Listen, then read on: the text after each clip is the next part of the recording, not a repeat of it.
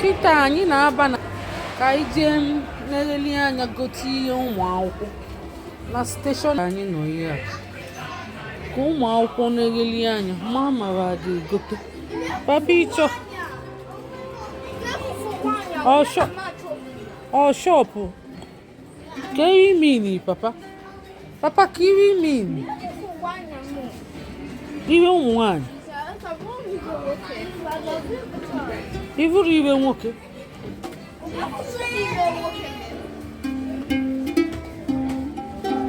unu chọọ iti egwu unu ji na-emetụ jita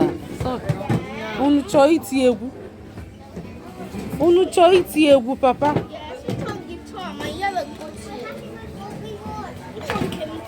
ị chọọ igote jita papa adọkwa m shọ na unu chọọ igote maka unu na-eti egwu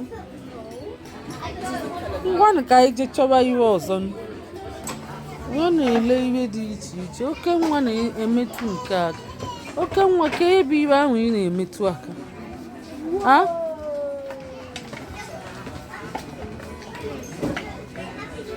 ka ebe ihe ahụ unu na-emetụ aka n'ogini ọ ihe egwuregwu ka ọ gịnị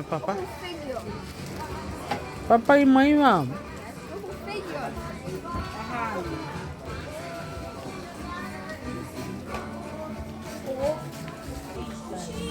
Sultan jenu chọba ihe unu need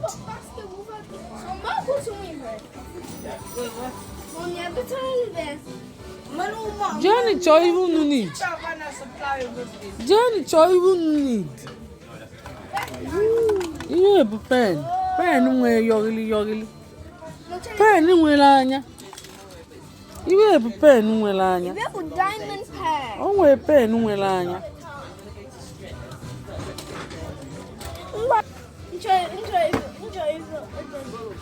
ịchọ ihe ahụ onwekwe nke ime akwụ ya n'oyibo iru isi na ịchọ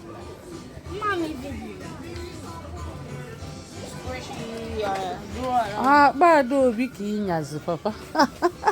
ịnya akpa Adaobi kwadokwa ya ọfụma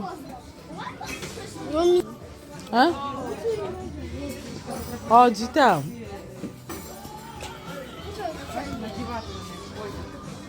oke nwa bịa n'isi ụzọ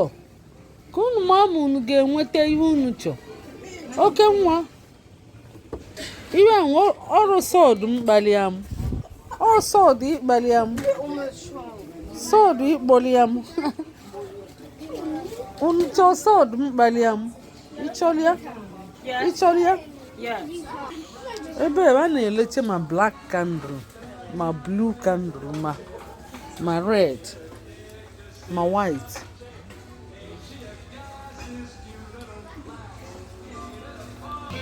enyo ahụ dị mma anyị ga-egote enyo ahụ dị mma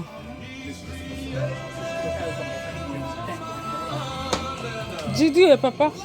anyị ga-egote ọ dị mma enyo bụ ihe ahụ dị ka ihe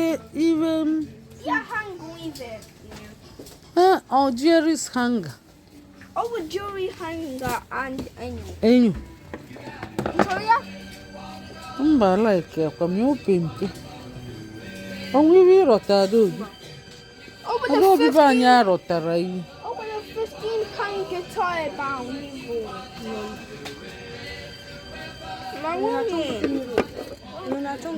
M na-egosi. N'enye Adaobi iwere enyo odu ebe n'iwe o mee gị dusara we ụjọka ama m ihe eji eme n'enye ndị ojii